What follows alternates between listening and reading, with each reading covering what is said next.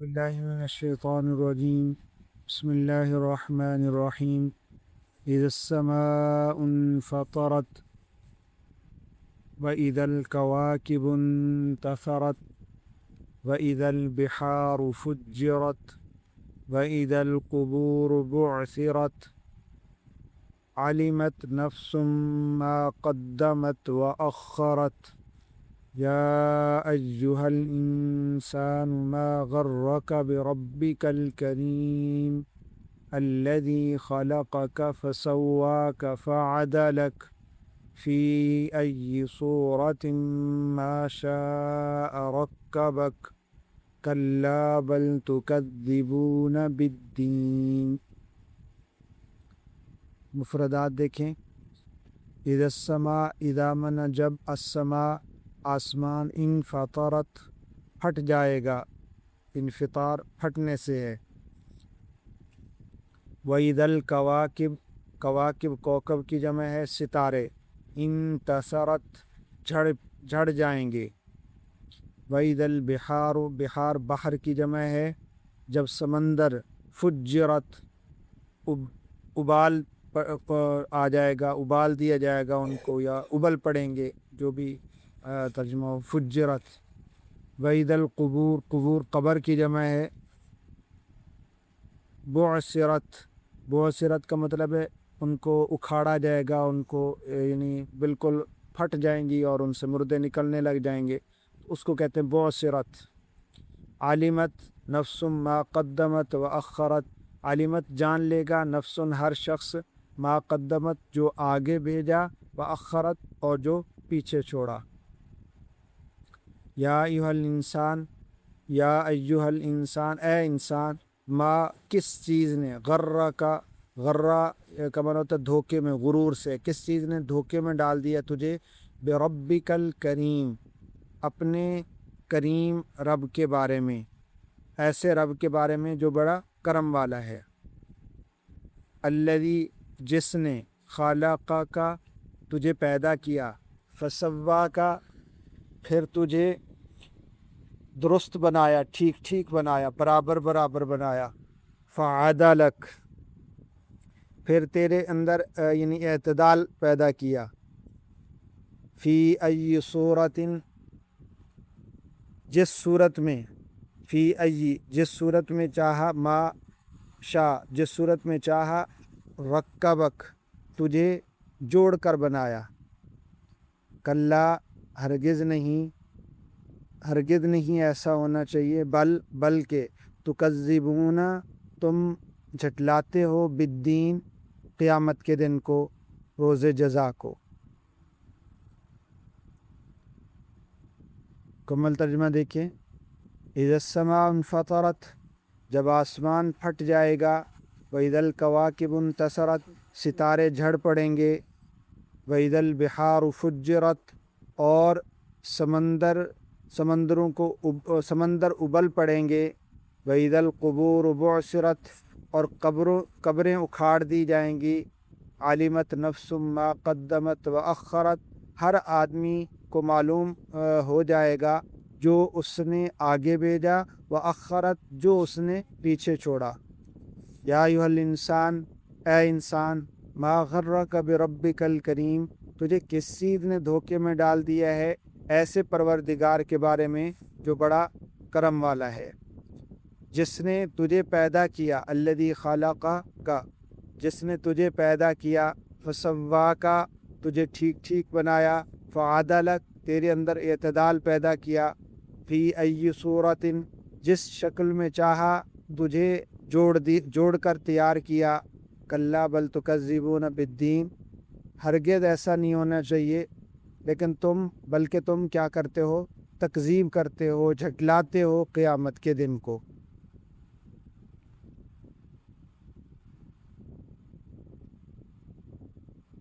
یہ سورہ انفطار ہے. انفطار انفطرت سے مشتق ہے. انفطرت انفطار سے، انفطار کا معنی ہوتا ہے پھٹنا.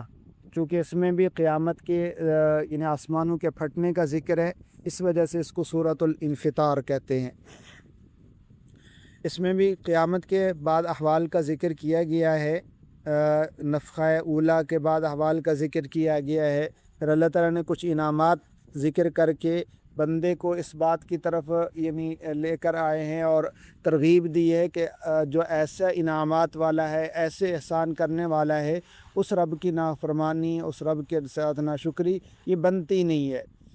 اور اس میں سب سے پہلی آیت ہے اذا السماء انفطرت، جب آسمان پھٹ جائے گا۔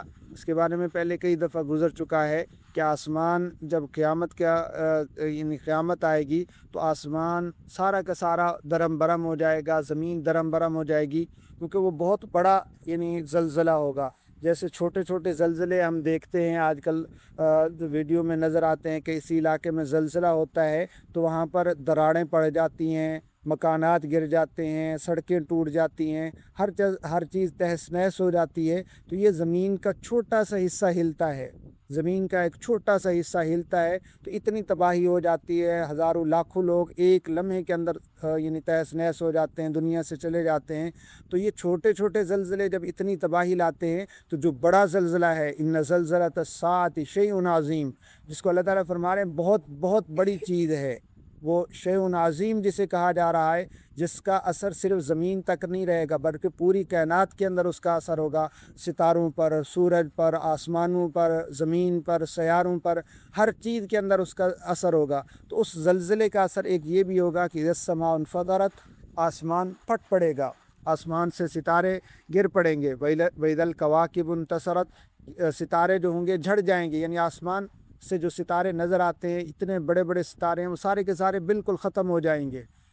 وَإِذَا الْبِحَارُ فُجِّرَتْ، یہ پہلے بھی گزر چکا کہ آسمانوں کے اندر سمندروں کے اندر ابال آ جائے گا، ابال آنے کی وجہ سے ان سمندروں کا پانی خشک ہو جائے گا، وہ ایک لمحے میں کیا ہے ختم ہو جائے گا، بالکل خشک ہو چکا ہوگا، پتہ ہی نہیں ہوگا کہ یہاں سمندر تھا، یہاں کبھی پانی تھا یا نہیں تھا، ایسے خشکی آ جائے گی سمندروں کے اندر۔ وَإِذَا الْبِحَارُ فُجِّرَتْ وَإِذَا الْقُبُورُ بُعْثِرَتْ، یہ جب منظر ہوگا پھر اس کے بعد کیا ہے کئی عرصے تک یہی منظر رہے گا کہ ساری چیزیں ختم ہو چکی ہوں گی۔ پھر یہ نفخہ ثانیہ میں ہوگا، جب دوبارہ سور پھونکا جائے گا تو اس میں کیا ہوگا، قبروں سے جو مردے ہوں گے وہ اٹھ کھڑے ہوں گے، قبروں کو اکھاڑ دیا جائے گا، بالکل ختم ہو جائیں گی قبریں، یعنی قبر اسی وجہ سے اس کو قبر کہتے ہیں کہ مردہ اس کے اندر دفن ہوتا ہے، لیکن جب قبریں کھل جائیں گی مردے اس تک اس سے اٹھ جائیں گے، اٹھ کے حشر کی طرف چلنے لگیں گے تو پھر قبر باقی نہ رہے گی، وہ تہس نہس ہو جائے گی۔ اس کو اللہ تعالیٰ نے فرمایا وَإِذَا الْقُبُورُ بُعْثِرَتْ، جب قبروں کو اکھاڑ دیا جائے گا وہاں سے جتنے بھی لوگ ہوں گے یعنی وہ سارے کے سارے اٹھ جائیں گے۔ مردہ جب قبر میں دفن ہوتا ہے تو اس کے جو اجزاء ہوتے ہیں اس کے وہ قبر کی مٹی کے ساتھ مل جاتے ہیں، انسان کا گوشت، انسان کی ہڈیاں، وہ ساری کی ساری قبر کے اندر مل جاتی ہیں، پتہ ہی نہیں چلتا۔ تو جب اللہ تعالیٰ حکم دیں گے نا تو وہ سارے اجزاء انسان کے وہ اکٹھے ہو جائیں گے، ایک دوسرے کے ساتھ کبھی بھی، بلکہ بعض روایات میں آتا ہے کہ ایک قبر سے 70 مردے اٹھیں گے، کیونکہ پرانے قبرستان ہوتے ہیں، ایک مردے کو دفن کیا جاتا ہے، پھر اس کی ہڈیاں گل جاتی ہیں، گوشت گل جاتا ہے، مٹی میں مل جاتا ہے، پھر اس کے اوپر اسی قبر میں دوسرا مردہ، پھر اسی قبر میں تیسرا مردہ، چوتھا مردہ، اسی طرح کئی مردے ایک قبر سے اٹھیں گے۔ تو پھر اللہ تعالیٰ کی قدرت دیکھیں کہ ہر مردے کو جو جسم ہوگا، جو ان کی ہڈیاں ہوں گی، جو آنکھیں ہوں گی، جو بال ہوں گے، اس جتنے جسم کے اجزاء ہوں گے وہ سارے کے سارے جس مٹی کے اندر ملے ہوئے ہوں گے، ساری کی ساری مٹی جو ہے اپنے اعضاء کو اگل دے گی اور پھر وہ واپس اسی مردے کے اندر لگائے جائیں گے اور وہ بالکل مردہ ایک لمحے کے اندر تیار ہو کر حشر کی طرف چلا جائے گا، وہاں اکٹھے ہو جائیں گے۔ وَإِذَا الْقُبُورُ بُعْثِرَتْ، کہ قبریں اکھاڑ دی جائیں گی اور ان کی جو مٹی جو ہمیں نظر آتی ہے نا پرانے قبرستانوں کی، یہ مٹی کے اندر بھی کیا ہے بہت سارے اجزاء یعنی انسانوں کے ملے ہوئے ہیں، ہمیں پتہ ہی نہیں ہے کون سا ذرہ کس مٹی کا ذرہ جو ہے کس انسانوں کا عضو ہوا کرتا تھا۔ انسان اپنے آپ کو بڑا فخر اور تکبر کرتا ہے، غرور کرتا ہے کہ میں ایسا، میرے اندر یہ چیز ہے، میرے اندر فلاں کمال ہے۔ یہ سارے کے سارے کمالات مٹی میں مل جائیں گے، مٹی میں پڑے ہوئے ہیں، کوئی انسان کے اندر کوئی کمال نہیں ہے، یہ صرف اللہ تعالیٰ نے بعض چیزیں رکھ دی ہیں، یہ اللہ تعالیٰ کا فضل ہے۔ اس کو تکبر نہیں سمجھنا چاہیے، اس کے اندر غرور نہیں کرنا چاہیے، خود پسندی نہیں کرنا چاہیے۔ اللہ نے طاقت دی ہے، اللہ نے مال دی ہے، اللہ تعالیٰ نے حسن دیا، اللہ تعالیٰ نے خوبصورتی دی ہے، جو بھی دی ہے جس کا ذکر آگے آ رہا ہے وَإِذَا الْقُبُورُ بُعْثِرَتْ، تو یہ ساری مٹی کے اندر ملی ہوئی ہیں، یہ سارے کے سارے اٹھیں گے۔ عَلِمَتْ نَفْسٌ مَا قَدَّمَتْ وَأَخَّرَتْ، اس وقت انسان کو پتہ چلے گا کہ میں نے کیا کمایا، کیا کھویا، کیا پایا۔ ہر انسان کی یہ ہوتی ہے نا کہ کمائی کا سیزن ہوتا ہے، جب کمائی ہو جاتی ہے، سیزن گزر جاتا ہے، تو پھر انسان کو احساس ہوتا ہے کہ میرا سیزن کیسے رہا۔ تو یہ دنیا کمائی کا سیزن ہے، آخرت اس سیزن کا بدلہ ہے، اور اس سیزن کے اندر جو محروم رہ گیا وہ حقیقتاً محروم ہو جاتا ہے، اور اس کے مداوع کی کوئی صورت نہیں ہے۔ اگر ایک آدمی کا کپڑے کا سیزن ہے، عید کا سیزن ہے، شادیوں کا سیزن ہے، دکاندار آدمی ہے، یا کوئی بھی اس کا یعنی باغات کا سیزن ہے، ہر چیز کے الگ الگ سیزن ہوتے ہیں، اس میں اگر ایک سیزن نہیں لگا تو اس کو امید تو ہوتی ہے نا کہ دوسرا سیزن لگ جائے گا، تیسرا سیزن لگ جائے گا، اگلے سال جو نقصان ہوا ہے اس کے اگلے سال مداوع ہو جائے گا، نقصان کی کمی پوری ہو جائے گی۔ لیکن آخرت کا، دنیا اور آخرت کا معاملہ ایسا ہے کہ دنیا سے کما کے لے گیا تو لے گیا بس، اگر نہ لے جا سکا تو پھر کچھ بھی نہیں ملے گا۔ یہ ایسا نقصان ہے کہ اس سے بڑا کوئی نقصان نہیں ہے، اس کے مداوع کی کوئی صورت نہیں ہے، اس کے نقصان کو پورا کرنے کی کوئی صورت نہیں ہے۔ تو اس لیے اللہ تعالیٰ فرما رہے ہیں عَلِمَتْ نَفْسٌ مَا قَدَّمَتْ وَأَخَّرَتْ، اس طرح انسان کو پتہ چلے گا کہ میں نے کیا آگے بھیجا اور کیا پیچھے چھوڑا۔ اصل میں انسان کی جو ظاہری آنکھیں ہیں نا، یہ مال کو دیکھتی ہیں، دنیا کو دیکھتی ہیں، عیش و عشرت کو دیکھتی ہیں، ان چیزوں کو دیکھتی ہیں۔ یہ چیزیں ہمارے لیے، یہ ظاہری آنکھوں کے لیے بہت بڑی قیمتی ہیں، لیکن اگر ہم اندر کی آنکھیں، جب اللہ تعالیٰ بصیرت کی آنکھیں کھول دیتا ہے نا، تو اس وقت ان کی کوئی حیثیت نہیں ہوتی۔ یہ دنیا کی چند سکے، دنیا کی لذتیں، دنیا کی چیزیں، ان کی کوئی حیثیت نظر نہیں آتی۔ پھر انسان کو حقیقت معلوم ہوتی ہے کہ اصل چیز آخرت کی ہے، اصل چیز نیکی ہے جو جنت میں ملے گی، چونکہ دنیا کی کوئی بھی چیز پائیدار نہیں ہے، ہمیشہ رہنے والی نہیں ہے۔ آخرت کی ایک ایک نعمت جو ہے وہ ہمیشہ رہنے والی، باقی رہنے والی ہے۔ تو باقی اور فانی کا کوئی مقابلہ نہیں ہے، باقی اور فانی کا کوئی مقابلہ نہیں ہے۔ تو اس وقت افسوس ہوگا کہ کاش کہ میں جو چیزیں دنیا میں چھوڑ آیا، مال، دولت، عزت، ہر شہرت، سب کچھ تلاش کرتا رہا، وہ تو کچھ بھی نہیں تھا، وہ تو ساری کی ساری اخرت میں ہو گیا، یعنی وہ مؤخر ہو گیا، وہ سارے کی ساری چھوٹ گئی۔ اصل چیز وہ ہوگی ما قدمت، کیا آگے بھیجا ہے، آگے کیا بھیجا ہے۔ اس وقت یہ خواہش کرے گا کہ کاش کہ مجھے تھوڑا سا میں ایک موقع مل جائے، میں دوبارہ جاؤں اور کمائی کر کے لے آؤں، لیکن موقع نہیں ملے گا۔ جیسے امام غزالی رحمہ اللہ نے اپنی کتاب میں اس کی مثال دی ہے کہ جیسے ایک آدمی فقیر تھا اور وہ کمائی کرتا رہتا تھا اور جوان تھا، اس کا یہ تھا کہ اس نے ایک یعنی خزانہ بنایا ہوا تھا، خزانے کے لیے وہ پرانے زمانے مٹی کے بڑے سے برتن بنا کے رکھ لیتے تھے، ان کے اندر وہ اپنا جو مانگتا تھا، گندم تھی، جو بھی چاول تھی، جو اجناس مانگتا تھا اس میں رکھ دیتا تھا، اور اس کو یہ امید تھی کہ جب میں بوڑھا ہو جاؤں گا، میں مانگنے کے قابل نہیں رہوں گا، تو پھر کیا کروں گا، اس سے کھاتا رہوں گا، اس طرح میری زندگی گزر جائے گی۔ لیکن اس نے کیا ہے، وہاں صفائی نہیں کی۔ جب وہ بوڑھا ہو گیا تو اس نے سوچا میں جا کے دیکھوں تو صحیح کہ اندر میرا کتنا چیزیں جمع ہو چکی ہیں، کتنا میں کما چکا ہوں، میری جو زندگی باقی بچی ہے بڑھاپے کے اندر وہ آسانی سے نکل جائے گی یا نہیں نکل جائے گی۔ جب اس نے اندر دیکھا تو دیکھا سارے کیڑے مکوڑے ہیں اور وہ انتظار کر رہے ہیں کہ مزید غلہ آئے اور وہ ہم کھا جائیں۔ تو اس کو لے کر انہوں نے مثال دی، فرمایا کہ جو انسان نیکیاں کرتا ہے اس کی حفاظت نہیں کرتا تو ایسے ہے، وہ یہ سمجھتا ہے کہ میں بہت ساری نیکیاں کما چکا ہوں، آخرت میں میرے کام آئے گی، لیکن حقیقتاً ایسا ہوتا ہے کہ اس کو کوئی گناہ کبھی کسی نیکی کو کھا جاتے ہیں، کبھی کسی نیکی کو کھا جاتے ہیں۔ تو جب جیسے اس فقیر کو افسوس ہوا کہ وہ کسی کھاتے کا نہیں رہا، کمانے کے قابل بھی نہیں رہا، جو کمائی تھی وہ بھی ساری کی ساری ضائع ہو گئی، ایسے ہی انسان جا کے افسوس کرے گا آخرت میں کہ جو کمایا، یعنی دنیا میں کماتا رہا وہ تو یہاں کام نہیں آئے گا اور آخرت کے لیے کچھ کما نہیں سکا، تو اس وقت حسرت اور افسوس کا کیا عالم ہوگا۔ اسی کو اللہ تعالیٰ ذکر فرمایا عَلِمَتْ نَفْسٌ مَا قَدَّمَتْ وَأَخَّرَتْ، ہر انسان کو پتہ چل جائے گا کہ کیا آگے بھیجا، وہ آخرت کیا پیچھے چھوڑا۔ یا ایھا الانسان، اللہ تعالیٰ نے بڑے عمدہ پیرائے میں، بڑے عمدہ انداز میں انسان کی غیرت کو یعنی للکارا ہے، انسان کی غیرت کو یہ جھنجھوڑا ہے کہ انسان غیور ہے، غیرت مند ہے۔